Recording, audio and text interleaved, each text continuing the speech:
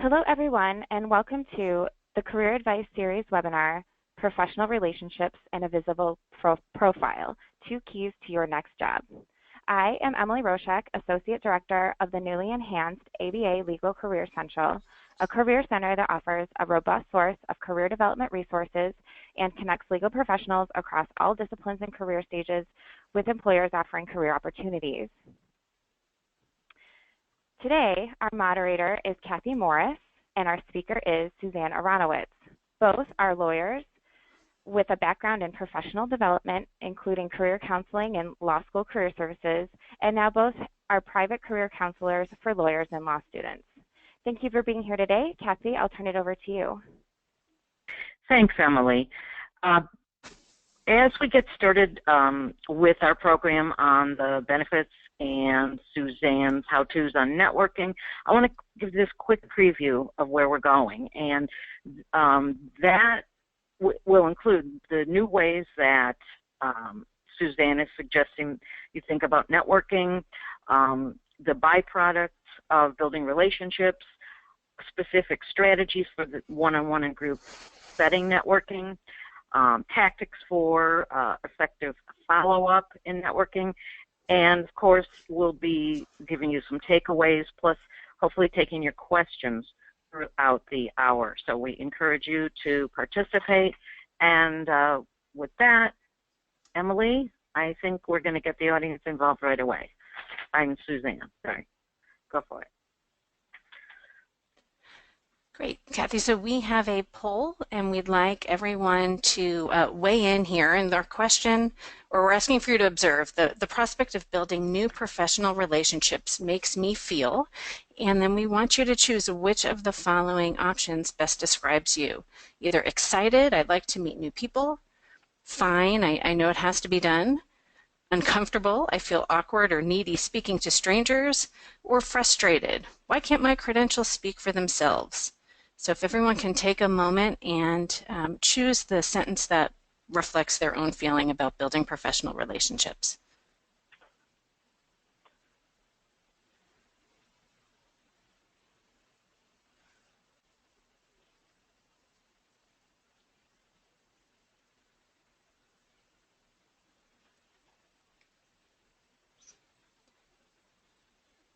Aha.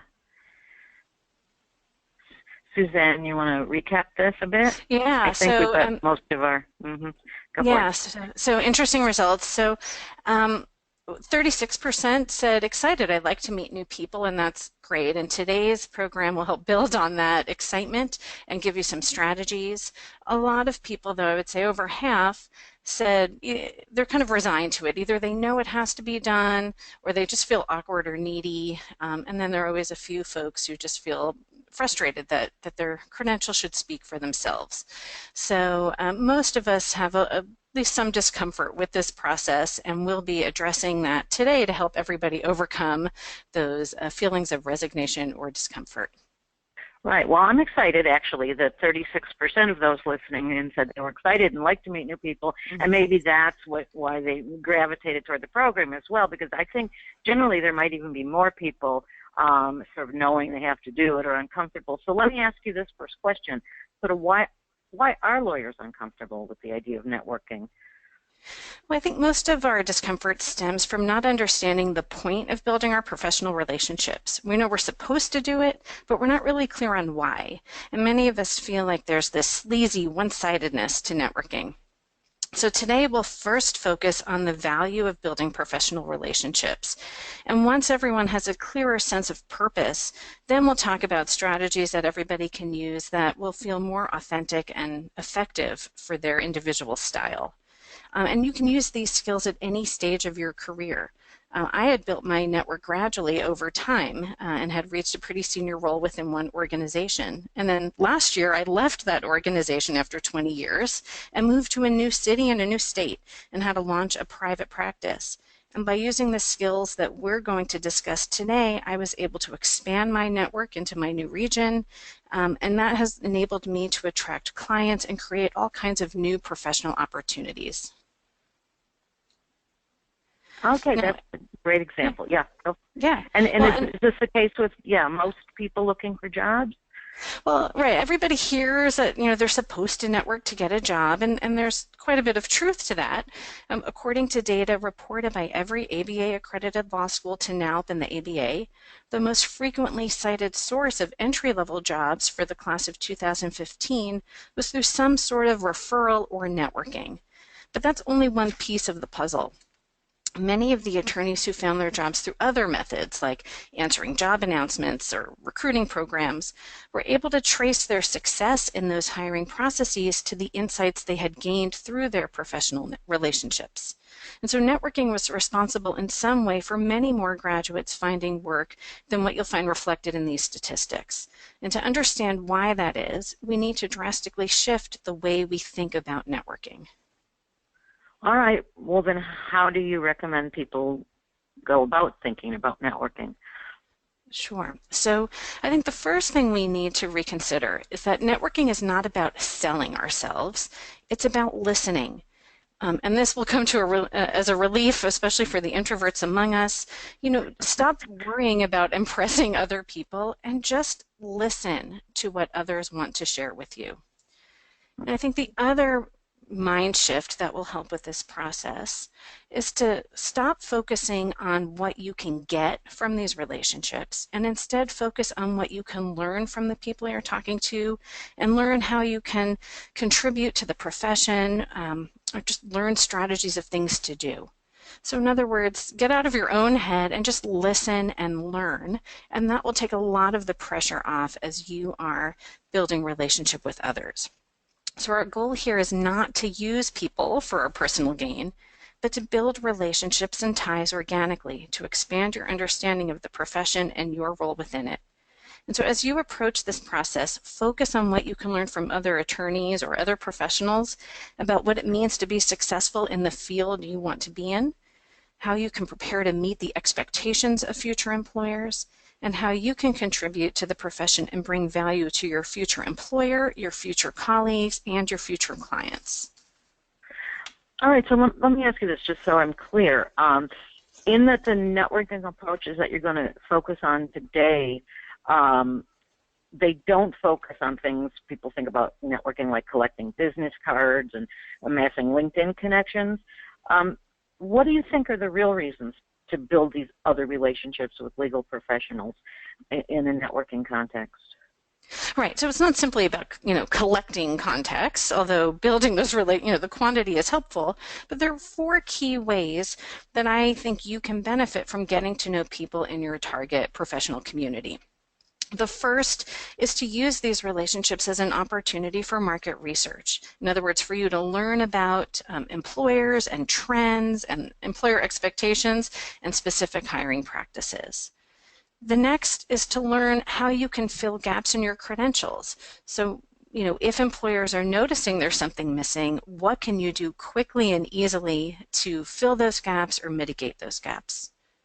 It's also important to use these relationships to find support and guidance as you're conducting your job search.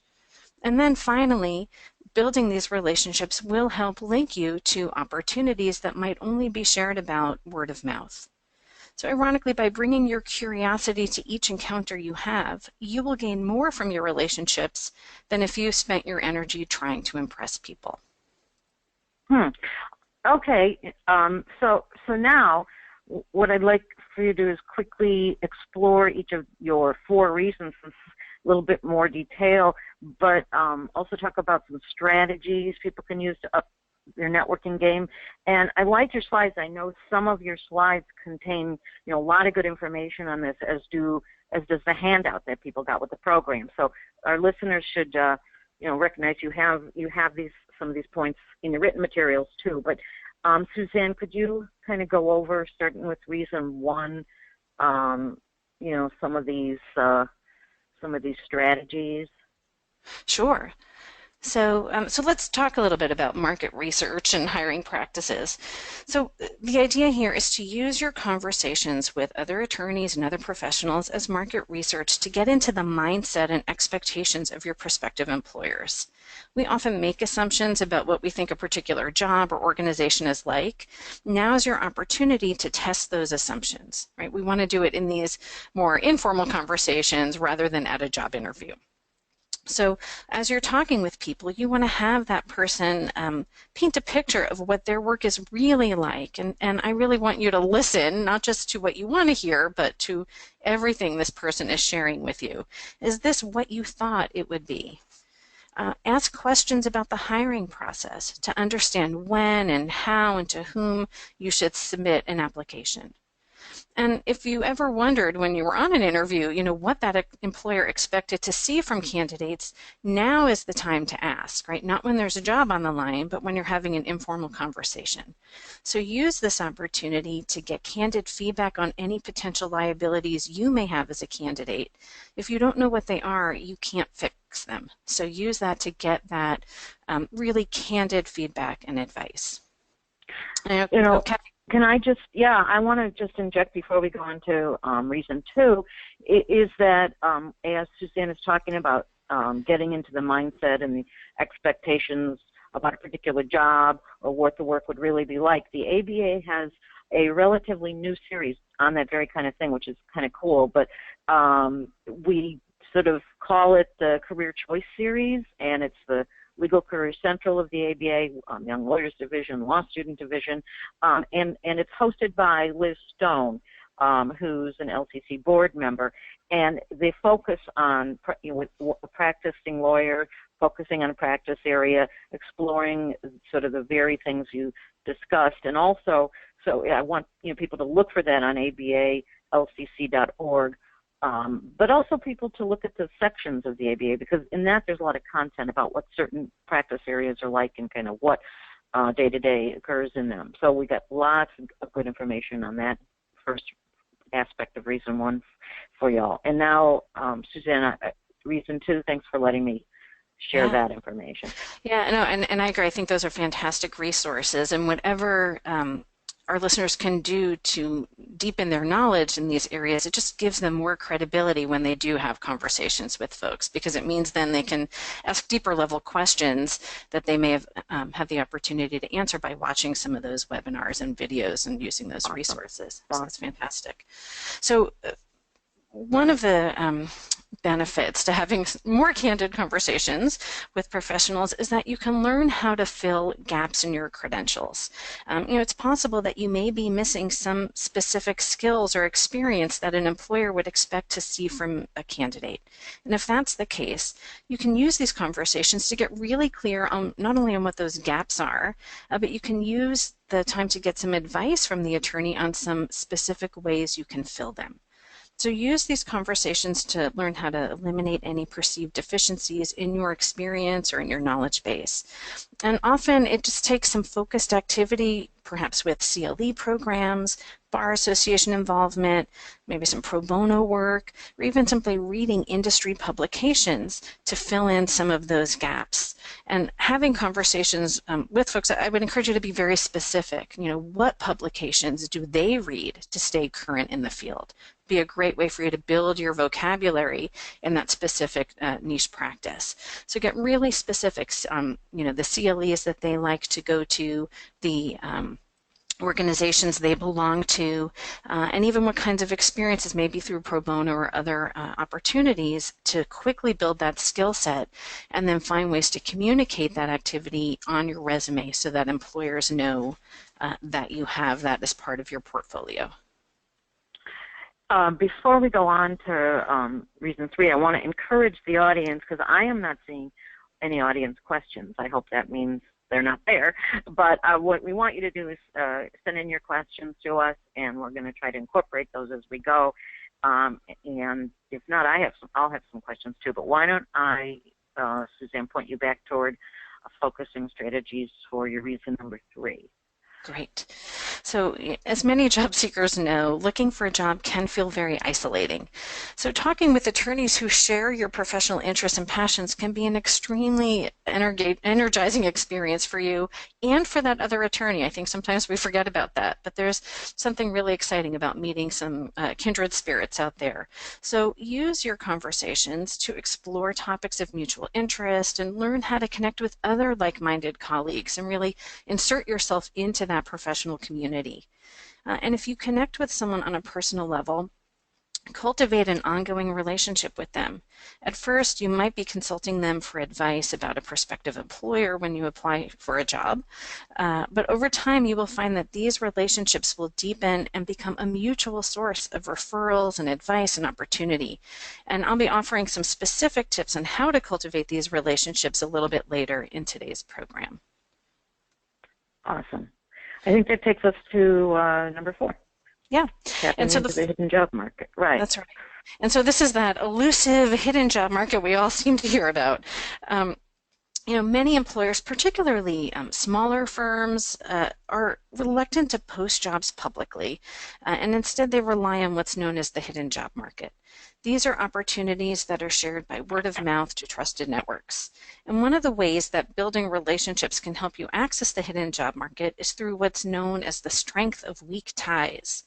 So when we form relationships with people outside of our current social networks, we gain access to a whole new set of connections and opportunities, not just for ourselves, but for our existing network. So let me show you a little illustration of what I mean by that.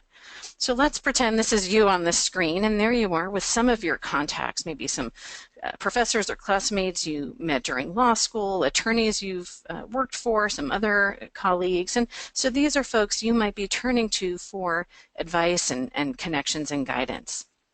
But as you expand your network, you might see here's another attorney that you'd like to meet with, and that attorney has in their network some law firm partners, general counsel, a judge, folks they knew through bar committee work, and by building a relationship to that person, you now gain access to their entire network, and vice versa.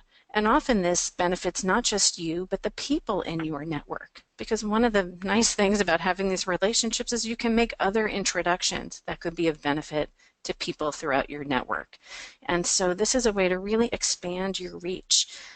I just heard a great anecdote from a colleague of mine who had, when she was in law school, had met a judge, and this colleague wanted to do a judicial externship, but the judge had already filled all of his spots. But he was so impressed with this law student that he reached out to the other colleagues in his court and was able to help her locate another externship with another judge. Now, he didn't have to do that, but he wanted to do that because he enjoyed meeting her. He enjoyed thought she would be a great candidate, and was able to open up his network to this law student.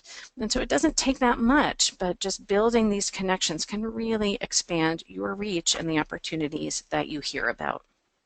Yeah, and I'd like to point out how important this is. The strength of weak ties concept really is not just ours. I mean, it comes from a sociology term coined by a guy named Mark Granovetter. And if you guys want to look up that first book he wrote on getting a job, he talks about the strength of weak ties, Granovetter.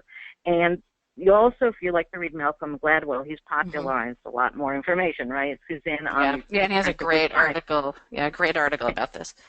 In a fun way. And so I think it's really important because, as Susanne's telling you all, since most people get their jobs through acquaintances or the goodwill of someone like the judge in the story she just told you about, it's not about just your close friends or people who you know would help you. It's really about a very important way lawyers need to get comfortable with reaching out to people that they don't necessarily in their head at this moment think are in their network, those who are in the vicarious networks of others.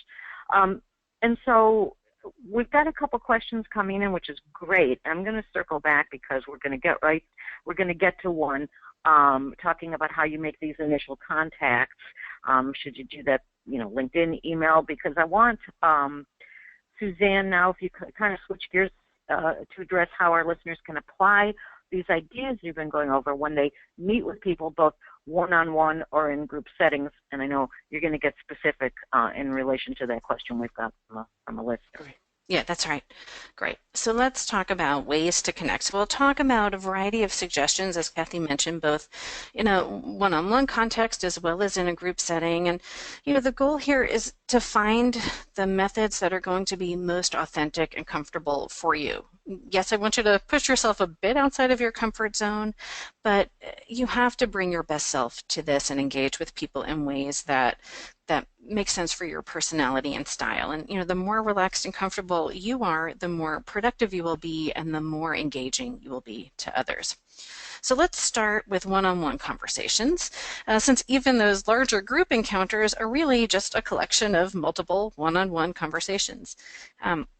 And while these meetings or encounters can take different forms, I'm going to focus for now on informational interviews, which is just really a more formal way of arranging a conversation. But really, what we'll be describing here can apply to any conversation that you are having with a new colleague. And to make sure we're all on the same page, when I talk about an informational interview, these are simply conversations that you initiate with another professional. The goal here is for you to seek some information from your conversation partner and perhaps to build a professional relationship. So I want to talk first about some of the logistics and how we arrange those conversations. And I will say there's detailed information in the handouts on page 2 of the handout where I actually provide some template language that you can use when reaching out to people for informational interviews. So the first step would be to identify somebody you want to speak with. And this person might come to you through some research that you've done, or maybe someone you've met with says, oh, you should meet with so-and-so. So they're going to come to you in a variety of ways. And you want to give some thought ahead of time. What of those 4 categories we described earlier will you be focusing on with this person? And so you want to be really clear for yourself on your goals for the conversation so that you can get as much out of it as possible. So the next step would be to send that person an invitation. And I would do this through email, and you can see the sample language in the handouts. But in that brief email, you want to mention if you have a mutual connection, and I would recommend even putting that in the subject line, since they're not likely to recognize your name as the sender if you have, referred by Kathy Morris in the subject line, and they know Kathy, they're much more likely to open your email. In your message, just do a brief introduction. And mention that mutual contact's name again, maybe explain how you know that person, and let them know you would like to meet with them to get some information. You should be clear about the kind of information you're seeking. Perhaps include a very brief summary of your background, which can give them a little bit of context and help them formulate what advice or information they want to share with you. And then offer to arrange a meeting at a time and location of that person's convenience. And so this email should be short. They should be able to read it on one screen. You don't want them to have to scroll through a lot of text, but send it out. And make a note of that. Yeah, go ahead, Kathy. Yeah, I was going to say a couple quick questions on that.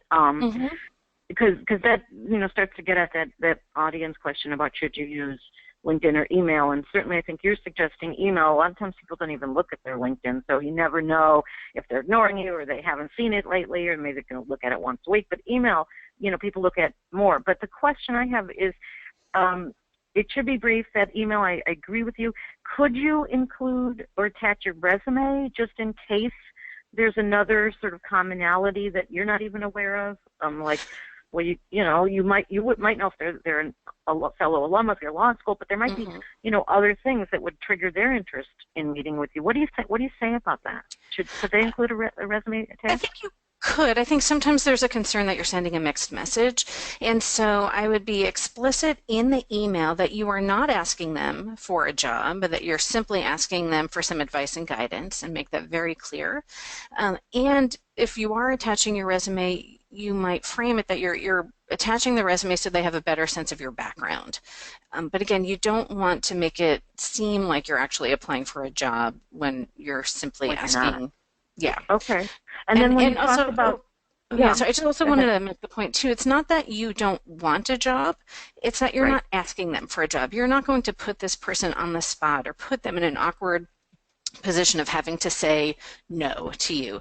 You really are using this as an opportunity to learn. So sorry, I didn't mean to. Yeah, and I guess if as you're talking, they start to say, we'd love to talk to you about a possibility of joining us. I mean, you're not supposed to act at that point like you're not interested. I mean, of course, it might shift, right?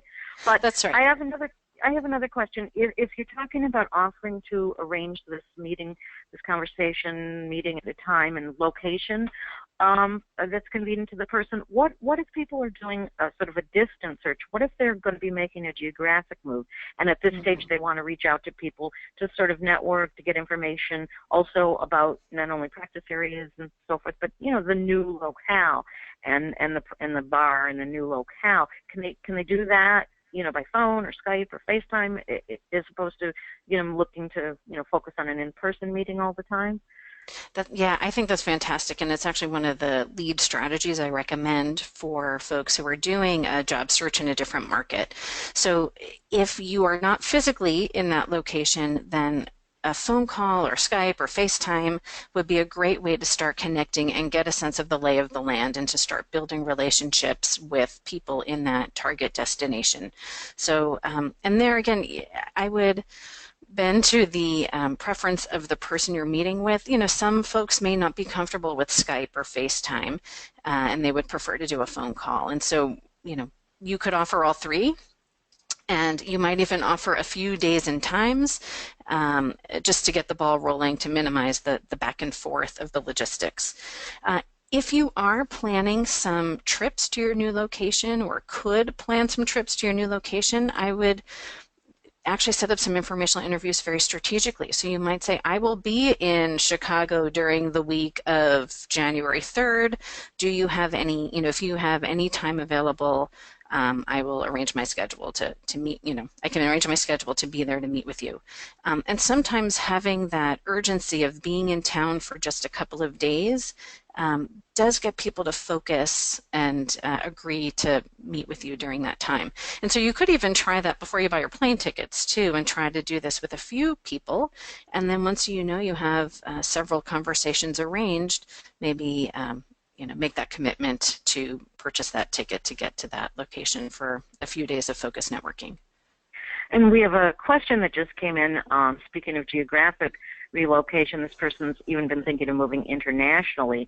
So, I guess that's it's not going to work to get a ticket, but these tenants help to build your network, even internationally. Now we're such a global world. Absolutely, and I think that's where probably Skype really would work to your advantage, and I suspect there's more comfort using those tools when you're dealing with folks internationally. And so I think that's an ideal way to start building relationships. I do think it's nice when people can see you face to face rather than simply a voice. There's something there that it just helps them remember you a little bit more. It's a little bit easier to build rapport when you can look, either in person, face to face, eye to eye, or at least through a computer. And so if that's possible, I think that's a fantastic way to build those connections. And one last question from our audience, which is kind of a good one. It kind of reminds me of sort of, a movie when someone set up a meeting and, they don't know each other. So he said, what's the etiquette for these type of meetings? I always feel awkward waiting for someone I won't necessarily recognize in person. But that's sort of interesting, although today maybe it's easier to find somebody's picture online. But is there anything you're also supposed to say in this once you're setting up? Assuming you hear, and I know you're going to talk next about what if you don't hear from the person after you send your email, but is there anything you ought to say once, if you're, confirming and all that about how you're going to actually know each other type of thing? That's right. That's a great question. So maybe at that point you could send a LinkedIn introduction then. I don't recommend leading with the LinkedIn when you have no connection to this person, but maybe after you arrange the informational interview, you could then send a connection to link on LinkedIn and don't just use the generic introduction, put a little note in there, dear so-and-so, I'm looking forward to our meeting on such and such date, and connect on LinkedIn because your photo is there. So then they recognize you. Hopefully then they would respond in kind or accept that invitation and you can see their photo, or simply look them up on LinkedIn or Google them, or depending on the organization they work for, they might have a bio on their organization's website with a picture. So in this day and age, it's usually it's not as hard to see what people look like and to let them know what you look like and to do it in a way that is professional and Right. creepy. Right, which is why we always encourage people, lawyers, to put a picture on their LinkedIn, and a lot of lawyers shy away from it and just use the avatar, but you shouldn't. You should use a That's picture. right. All right, so now let me ask you, what if you don't hear from the person? Like you send this email and then radio silence or email silence, I guess I should say. What do you do? So don't read a message into a message that doesn't exist, right? If you haven't received a response, it doesn't mean they're not interested. It just means your message got lost in the shuffle. So try again. So maybe circle back, send another message. What I have found is that after that second message, people respond very quickly. Most likely they had intended to respond to the first one, and they got overwhelmed with some other responsibilities, and they feel badly. So when they get that follow-up message, they tend to respond a little quicker and are motivated to set something up. So follow up if you don't hear back. I would say after a second try, maybe give it some time if you still haven't heard. Maybe you try again in several weeks or a month. Maybe this attorney is busy in trial or on vacation or is dealing with some personal issues. Right. It's not about you. That's so interesting. Yeah. Maybe you wait, maybe like, would you say a week or 10 days if you don't hear from after the first one? I know people are always worried. You said wait a few weeks if you don't hear in the second one, but what about the first one? Because people are always worried about those little details so they don't seem like pests. How long do what's a reasonable period in your view of what you wait for after the first email if you don't hear? Yeah, maybe a week. I would wait. I wouldn't wait too much longer because you want them to remember you. Okay. So, and again, sometimes it depends on who this person is, what your connection is to them, what their level of responsibility is. If you have some insight as to their role, if they're in a high-profile role and you have some sense that they're quite busy right now, that you might give them a little bit more space. But I think within a week is perfectly appropriate. I probably wouldn't wait too much longer than that. Okay, I think that's great advice. And then as you talk about they're being busy, I find these things sometimes have to get rescheduled. So what's your advice next to if you do have a date set, what do you do getting time set? What do you do next? Right. So certainly if you've once you've set that time, I would send a confirmation message before your meeting, just to make sure that everyone's on the same page with when and where you're meeting. I would even recommend including your cell number in that confirmation message, because sometimes things happen the day of. They're stuck on a train or a bus that gets stuck, and they need to contact you kind of in the moment to let you know they're running late. So make sure that happens. And then if the person has to reschedule because something came up, their clients and their current work is going to take priority over meeting you. But don't take that personally. So if they apologize, they need to reschedule, follow up, take that initiative. You want to make this process as easy for them. The fact that they agreed to meet with you in the first place shows that they are interested, and you just want to take that initiative and follow up with them and make sure that appointment happens. Yeah, momentum. You've got to get some momentum going in that job search, right? Yeah, but don't take it personally. I find folks take all these things so personally, and it's almost never about you. It's almost always about what's happening in that person's work life or personal life. And so give them the space that they need, and then follow up and keep trying. That's great advice. What's next? Okay, so now you have this meeting on the books. I really want you to use your preparation to get as much as you can out of the conversation. Here's this opportunity that you have to really get the ear of someone that you respect. And so give some thought to what you want to learn from this person. Think about those 4 themes we talked about earlier. Which of them are you really focusing on? It could be more than one, but be really clear about that. And then design some open-ended questions. The goal is to have them do most of the talking. So come up with some open-ended questions that can give you some good, valuable information and advice. Do some work to know something about the interviewee. You don't want to ask them things that are obvious and easy to find on their website. You might take that information and dig a little bit deeper, right? So as you do your research, maybe you discover something about them that's intriguing or unusual, and that could be a question you formulate. as part of this conversation. And then it's a show of respect that you have done your homework and that you have a genuine interest in this person. You want to be careful that the questions don't border on stalking, that you've learned a lot of information about them, but things that are, available through appropriate channels. Right. You can always say, I saw on your LinkedIn or I saw on your bio on your firm. You can always sort of tell them where you got the information, so you're right. They don't start to think like, oh, what's going on here? Yeah. Yeah. And then you show up for the meeting. So, you want to dress appropriately. You don't necessarily have to wear your, Navy interview suit, but you do want to look like a professional. And for those of you who may still be in law school or recent graduates, you want to look like a lawyer. You want to create some credibility with your appearance, because part of what you're hoping is that this person might be willing to make other introductions. And so they want to feel confident in who you are and how you present yourself. So, show up looking professional.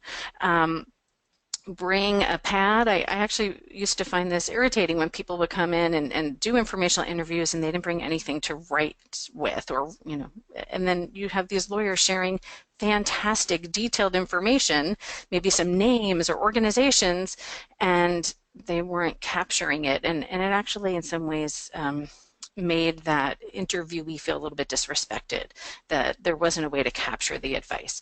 So bring something. Yeah, I think that's good, because people think, oh, well, I have a good memory.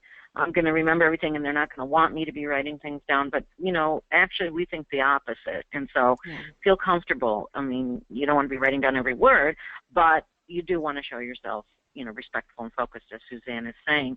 And, should they, sort of, you're telling them to think about the questions, they bring this pad, one of my concerns is they show up sort of with this list of questions and they're reading off the list, and it starts to be like a deposition, not a conversation. You're going to, say, how do you start the conversation and move forward? Can you talk about that? Yeah, I agree. This should not be a deposition. So if you have maybe have a few themes in mind, maybe a couple bullet points, but yeah, this should be a conversation where you're making eye contact, not reading your notes. So have those open-ended questions prepared. Also, even before that, you want to be clear with the person how much time they have available. You don't want to be talking to them for an hour when they only wanted to give you 20 minutes, or vice versa. I also think that if you want to get their feedback on your resume, to have that with you and ask them, would you be willing to share some feedback on my resume, and then present a clean copy for them to look at. That's a great way to identify some of those gaps that we talked about earlier. It's also a way to figure out if you are underplaying some of your stronger credentials. It's a way to figure out what are people responding to in your background, what's resonating, and maybe you need to beef up some of the descriptions on things that you didn't realize were that important.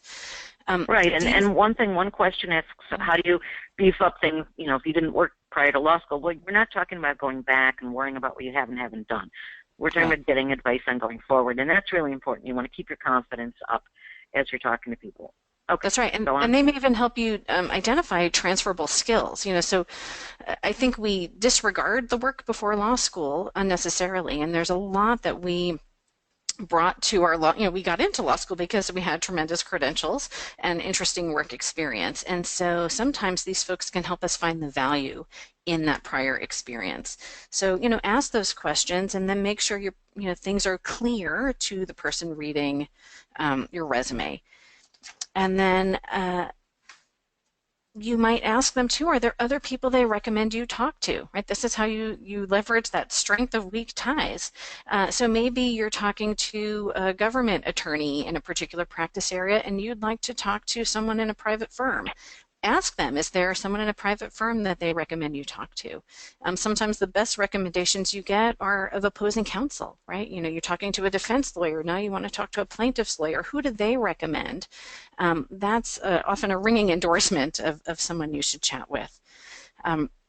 So in any event, you want to be prepared to wrap up that conversation. Thank them, honor their time, thank them for their time. If you're meeting them for lunch or coffee, you should be prepared and, initiate to pay for that encounter. And then leave with some action steps. Is this someone you want to stay in touch with? If so, ask them if it would be okay if you circled back, if you had some questions or wanted to follow up, and just really express your appreciation for their time and their attention. Yeah, that's great. One of the listeners, made a great suggestion. She said that she likes to ask if she can email the resume for feedback after the meeting, and that way, electronically, then they have the resume, and they might even do something with it from there. But that's where I want to ask you about what these are great tips for what you do during the meeting. What about after? Right. So, and that's great. I love the resume. I have another take on that. But the first thing, within 24 hours, send a thank you note. Like, do it immediately. And often, email's fine, but sometimes, I think writing a handwritten note, if you have nice handwriting or nice enough handwriting, is also helpful. It's just a way of showing you're taking some care and attention to express your appreciation. I also recommend connecting with them on LinkedIn if you haven't done so already, and in that LinkedIn connection you can thank them for meeting with you and how much you enjoyed the conversation and send the connection request. Within 72 hours of that meeting, I would review any notes you took, any suggestions that they offered, and come up with an action plan. Are you going to follow through on any of these? Are these people you want to reach out to? Are there organizations you want to learn more about? Come up with an action plan. And then, 3 to 4 weeks after that, after presumably you've taken some action, circle back to the person you met with. I think that's the piece where it really gets interesting, right? So to follow up with that person, thank them again for meeting with you a few weeks ago. Let them know how much you appreciated the introduction to so-and-so or to such and such organization, that you've met with them. They've been so helpful. Thank you again for that great suggestion. And doing this is a way to show them that you're a doer, that their advice didn't fall into a bottomless pit, but that you valued it and you did something with it. And then this positions you to get even more good ideas and advice from this person.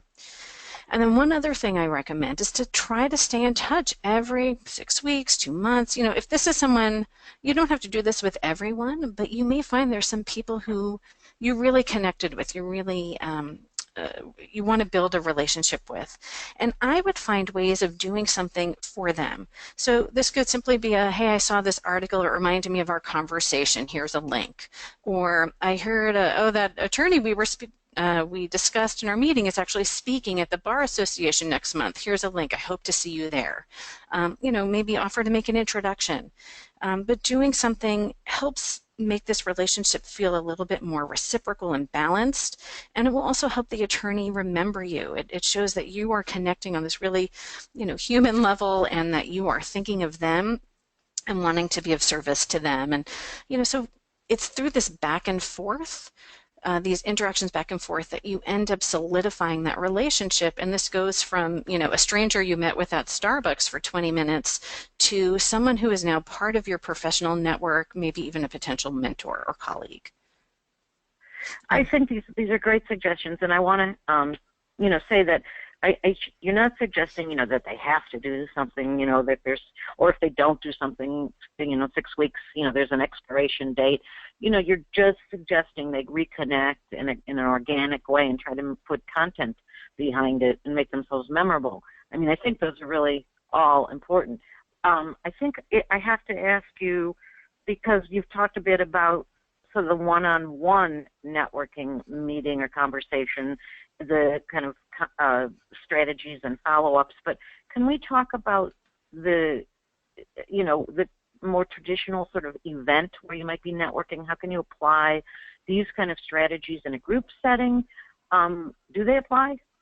Absolutely. And really, right, even if you're sitting around a table or in a room, you're still having conversations with people one-on-one. And so I do recommend getting out there and kind of figuring out where do your people, however you define that, hang out. So this could be at bar associations, community groups, CLEs, and of course you might have identified some of these groups through your informational interviews. And I'm a big fan of bar associations. I recommend everyone join kind of 3 different kinds of bars. One would be your county or regional bar. One would be an affinity bar, so for example, a women's bar association. And then also get involved in practice area bar associations. The ABA has fantastic sections with great resources, and so that's a good way to build your knowledge. And I recommend joining those practice area groups within your geographic community. Going to CLEs, you're going to be sitting side by side with attorneys in your areas of interest. And so that's another great way to meet people a little bit more organically, but instead of sitting there silently, maybe turn to the person next to you and begin chatting with them, or follow up with the speakers if you found them to be particularly engaging. But these are, settings where you can start meeting the people who share your professional goals and interests. So let's talk a little bit about those larger events that you were mentioning, Kathy. And I know that these can feel awkward. Not everybody loves to go to these big schmooze fests, but sometimes it's important to get out there. Maybe there's an interesting speaker, or maybe you were invited to go with somebody. It's a great way, certainly, to learn about an organization and their mission and their leadership. And I'll say that right now at this time of year, a lot of organizations host holiday parties. And so, they're creating a festive atmosphere for you to go and get to meet their members. And so I do recommend you take advantage of that opportunity. Be prepared. If you are going to an event, it's helpful if you know something about the organization.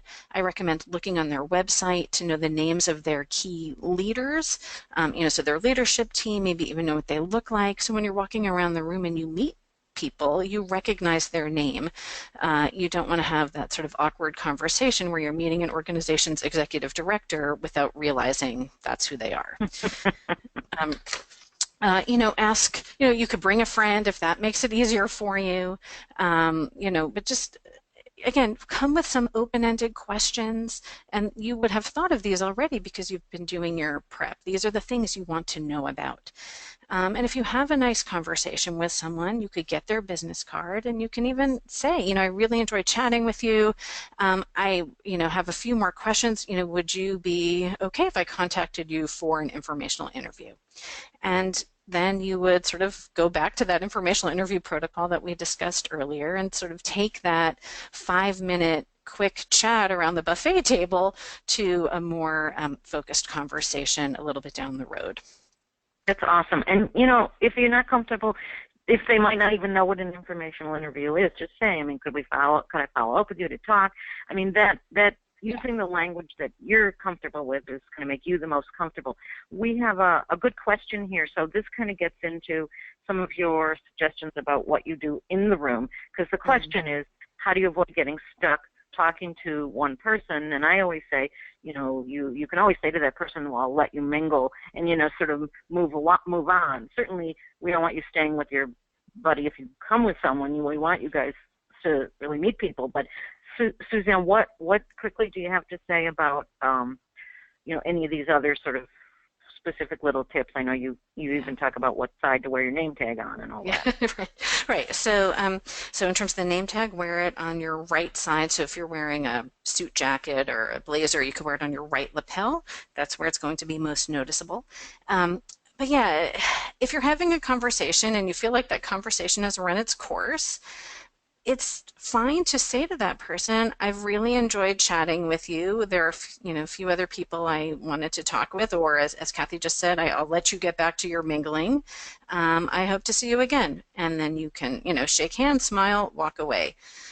Don't tell them you're going to use the restroom and then not use the restroom, right? You don't need to make up a ruse to extricate. Simply just say, I enjoyed talking with you. Thank you so much. Have a lovely evening. And then move on. That's, these are networking events. That's why everybody is there, to meet other people. And so it's not rude if you do it in a pleasant and respectful way. Yeah, and I find so often, that, if you're a law student, it's a little different, but if you're a lawyer, and if you have a card, I saw often people either don't bring them, I forgot, which doesn't look good, or they are digging in their pockets or purse or whatever. So we want you to be ready to, shake hands, know how to, either eat while you're doing this or don't eat until afterward. Keep your cards ready. Just be practical so Yeah. you really get comfortable with this. Right. And if you don't Right? have cards, let's say you're a student, you don't have cards, that's okay. Ask them for their card and use that to your advantage. Then when you get home that night or the next morning, you email them and say, thank you so much. I really enjoyed meeting you at the Bar Association event. Perhaps ask them for a, coffee or informational interview. Or if you don't want to, just have a nice note, and then in your email, you include your contact information. So now they have it. So it's not the end of the world if you don't possess a card, then it just puts the burden on you to do the follow-up. Okay, so talking about follow-up, again, we talked about what you do after a one-on-one conversation, but if you're sort of a networking event, what are you supposed to do after you leave? You've alluded to a couple of things, but... Yeah, I would, when you get home that night, take some notes. Who did you meet with? What did you talk about? You might even scribble some notes on their business card to help you remember, oh, that person was the Cubs fan. Oh, that person does plaintiff's employment law, whatever it was, so that you remember them because you're meeting a lot of folks. Or, maybe what did they like about you so that you might reference that later. I also recommend having a log just in general for your networking, and there is a sample template in your handout, but take some notes, add this to that, and then take action. So if this is someone you want to connect with, you could again follow up with that email invitation for a meeting, or simply send a LinkedIn connection request. If this was someone you had a pleasant conversation with, but you didn't really want to pursue anything immediately, maybe maybe it's someone down the road you might want to circle back to, but not right now, you just might send them a thank you or an email thanking them for the conversation and please stay in touch. But it is helpful to cement that, and you'll find very few people do it, so you stand out as someone who is paying attention and engaged when you do that kind of follow-up work. Right, and it's interesting, if it is somebody you want to meet with, you talk about, lunches and coffees, and, I don't want to forget about breakfast either. Just that sounds silly, but that's one time a day when maybe lawyers can really predict their schedules, and it's less expensive than taking someone out for lunch. To be creative, what makes sense for you. I mean, I know some lawyers have an actual standing table at some restaurants where they really, and so they make relationships with the restaurant, so they know what the menu is. They're comfortable. The funny thing is, anything you can do to sort of get going on this. It's great. Yeah, I actually love the coffee, the morning coffee, because now you're not pulling them out of the office. It's before they even get there, and that can be easier for folks. Yeah. You mentioned a chart or a log and some of this, but, you've talked about so many good ideas about ways to connect with people, one-on-one and in groups and in afterward, but sort of how can people, how in the world, can they really stay organized? This is sounds a little daunting to me. So can you talk a little bit more about? Yeah, no, it is. It can be daunting, and so one thing I do is I have one notebook. It's a nice sort of professional-looking notebook that I take with me whenever I have my networking conversations, and I put all my notes in one place, and then I review that periodically so that because you're not going to act on everything immediately. It's nice to circle back from time to time because maybe something that didn't ring out to you when that advice was first offered, when you read it, 2 months later, is now something you want to act on. And so that's helpful, and to know who gave you that advice so you can follow up with them after you do it. Having some kind of tracking system, either in Excel or Google Sheets or whatever system works for you, of who are you meeting with, what did they tell you, what did they recommend, what follow-up. Some people even, schedule in their kind of periodic follow-up. So maybe this is someone I want to meet with, or contact every 6 weeks. You could put that on your calendar. Follow up with so-and-so and actually assign it to a date in your calendar. So you want to develop little tricks to keep yourself moving forward and trying your best not to lose this information. But I find keeping it all in one place, whether it's a paper notebook or an Excel spreadsheet, just makes it easier to have everything in one spot. And even having all their contact information in a spreadsheet can make it easier if you want to send holiday cards, which now's the perfect time of year to do that. To reach out to the people in your network and the people that you've met, maybe send a a non-denominational season's greetings kind of card right now to thank them for their support and their guidance and let them know you're thinking of them. And that's it. No ask in that communication, but just a way to let them know you're thinking of them. And that can also be quite helpful. Mm-hmm. I just want to say one tiny little thing too. It's so cool that you're saying that you have a nice notebook that you take. I find that lawyers take the worst pens, like an office pen they got from a doctor, or a Bic pen or something. I mean, not that you have to have a fancy pen, but just every little thing creates an impression, and that's kind of what we're talking about overall, both in the networking and afterward, and whatever in these holiday card things, I've taken to sending electronic ones. It gives me a little more time, to get to the point where I can get them out, rather than, I think you recommend sort of like December 19th, because you got to get them in the mail, but I don't always put them in the mail. So can you do things like that to your own taste? Oh, absolutely. I mean, again, it should be authentic to you. It's part of it is part of your branding too. So you want it visually to match who you are. So certainly, I recommend doing it before the 19th, because a lot of folks, if they have kids who are out of school after that and they're out of the office, they're not going to get your communication. So I try to do it before then. Or some years I've sent Happy New Year's cards and actually taken that downtime between the holidays as my time to scramble and get the cards out. So when they come back to work in January, they are greeted with your Happy New Year's card. So just make it work for you. It can be email, it can be hard copy. I would avoid anything religious. That would be my one kind of set rule on these cards. Okay. Yeah. Okay, so ultimately, all these things sort of seem to kind of, I don't know if we're going to call it feed on each other. I mean, can you kind of tie this? Yeah, well, it's not a linear. It's not a linear process, and so you might meet someone in an informational interview, and they recommend you join a CLE, or you attend a CLE, and at that CLE you learn about a bar association, and at that bar association you meet somebody else, and so these all go back and forth and support each other. But they're also cementing your place in the community. It's helping you build some credibility. So when you go to an informational interview, you could talk about that CLE you went to or that attorney you met with. And all of these things just boost your credibility and show you as somebody who is serious about this endeavor in terms of building your role in the community, wanting this new path that you're pursuing. It all helps. And ultimately the legal profession is a very relationship driven field, and it's through our relationships that most of us end up finding our clients, or we learn how to handle our cases, and we learn how to manage our careers.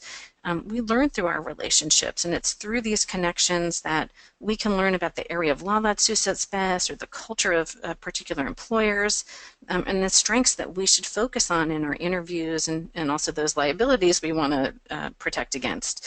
And without the information we get from the people we're meeting, we live in an echo chamber. And so you need that reality check from the folks you're meeting and the issues and organizations you're exposing yourself to prevent your opportunities from getting distorted. I mean, you really want a clear picture of what's happening out there. This is also good. We had a question that talked about, other than bar association websites, are there any good central locations online to find out about networking events in your area? But I want to say that, we all are trained as lawyers to go get information and predict the future. But this networking and the job search process and to make your name, that's exactly it. It's a process. So when you talk to people, ask them, where they're going to be going to, to network or to meetings, or as Susanne is talking, what do they read? Who do they connect to? Because you can get more information from people that's more tailored to your target area, than just always looking online and being, sort of behind the desk. So that's right. And even there, Kathy, if I can just jump in too, then you also get good information, not just which bar association, but is there a committee you recommend I get involved with? Is there a place within the place, and why? And that will really turn you onto opportunities that you might have overlooked that actually have a lot of value. All right, so we need to recap because our time is up, which is wonderful. talked about sort of listening, not thinking that you're just selling yourself, learning, which I think is great, and seeking opportunities where you can serve and you can add value, not just take, because lawyers are uncomfortable always feeling like they're just taking something.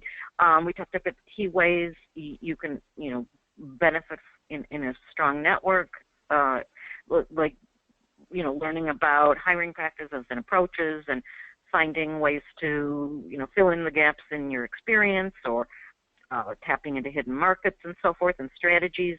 We've talked about during meetings, after meetings, one-on-one conversations, and settings and ways to connect.